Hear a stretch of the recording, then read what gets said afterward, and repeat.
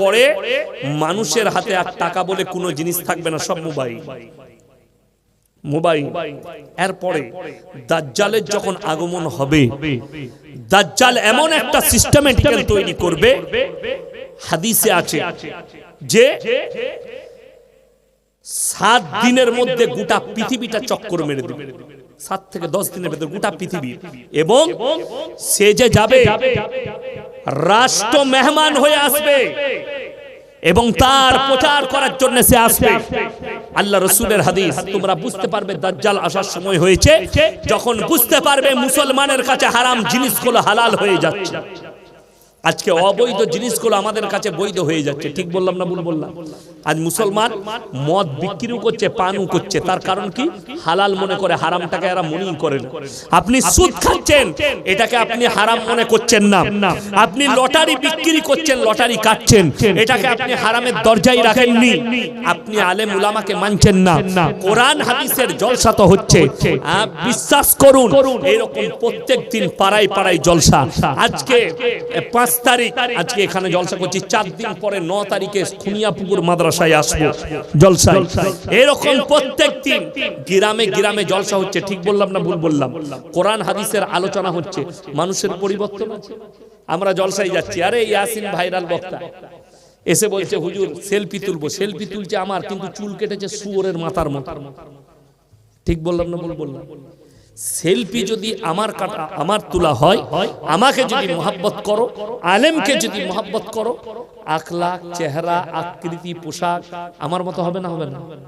Photo তুলছে আমার সাথে, প্যান্ট পড়েছে ছিঁড়া, কে পড়েছে? ফিল্মে কোন হারামখোরের আওলাদ পড়েছে, ও তারটা দেখে ছিঁড়া প্যান্ট কিনেছে। অনেক শয়তান তো নতুন প্যান্ট কিনে এনে বেলেটে করে চিড়ছে বাড়ি। মা বলছে ওয়া কি করছিস রে? বলছে ও তুই বুঝবি না, ডিজাইন। ঠিক বললাম না ভুল বললাম? দুঃখের কথা, যারা আমার বাপের বয়সে আছেন তারা শুনবেন, এমন একটা যুগ গেছে, রাস্তা দিয়ে যদি কেউ ছিঁড়া জামা পরে যেত, ছিঁড়া প্যান্ট পরে, লোকে আলোচনা করতো এ তো অনেক গরিব, এদের পয়সা করি নেই, গরিবের ছেলে, বলতো না? বলতো। আর এখন ভালো জামা যে পরে যাবে সে গরিব, যে যত ছিঁড়া পড়বে সে তত বড় লোক। ঠিক বললাম না ভুল বললাম? রাসূলের হাদিস আমার মা বোনেরা শুনে যান। আল্লাহ রাসূল সাল্লাল্লাহু আলাইহি সাল্লামের হাদিস, আখরি জামানায় কিয়ামতের মারাত্মক আলামত হচ্ছে নারীরা পোশাক পরবে তারপরও ন্যাংটো থাকবে, তাদের শরীর দেখা যাবে, তাদের আকৃতি বোঝা যাবে, তাদের সবকিছু বোঝা যাবে। ওই জন্য আল্লাহর কাছে জঘন্য পাপের মধ্যে মারাত্মক আর একটা পাপ হচ্ছে ওয়ালা তাকরাবুজ জিনা ইন্নাহু কানা ফাহিশা ওয়া সাআ সাবিলা।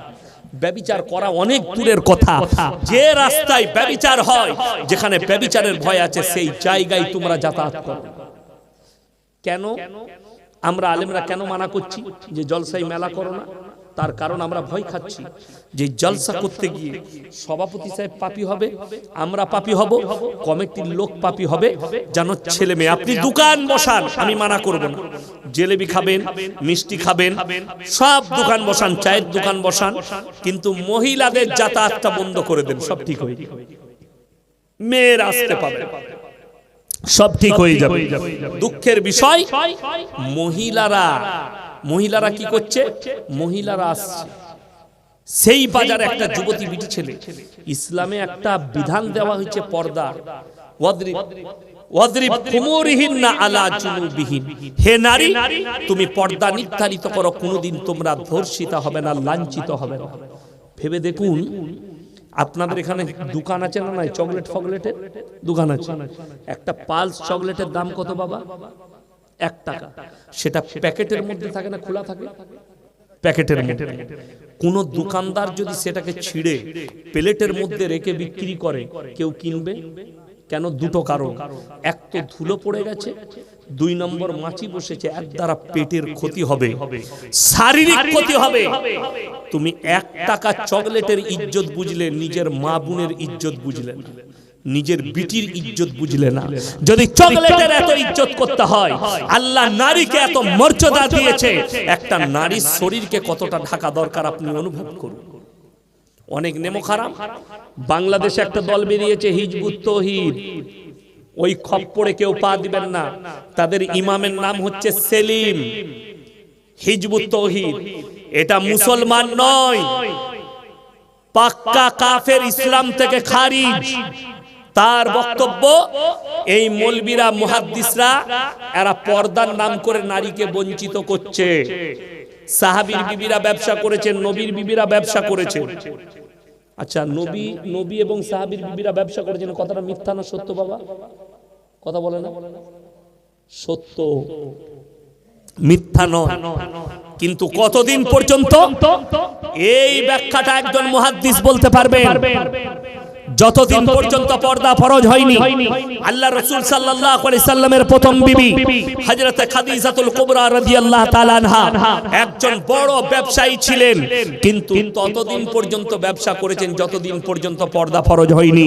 যেদিন থেকে পর্দা ফরজ হয়েছে, হাদিসে আছে, রওয়ায়েতে আছে, পায়ের নখটা পর্যন্ত হুজরাখানা থেকে আর কোন সাহাবী এবং নবীর বিবিরা বের করেননি। জোরে বলুন সুবহানাল্লাহ।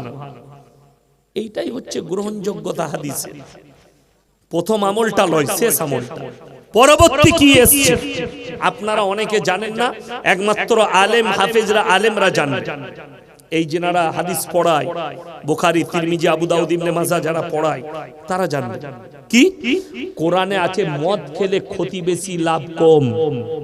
এই আয়াত কোরআনে আছে, কিন্তু তার হুকুমকে বাতিল করা হয়েছে যখন পরবর্তী হুকুম এসেছে মদ তোমাদের জন্য স্পর্শ করা হারাম। আয়াতটা রয়ে গেছে, আয়াত রহিত, তার হুকুম বাতিল।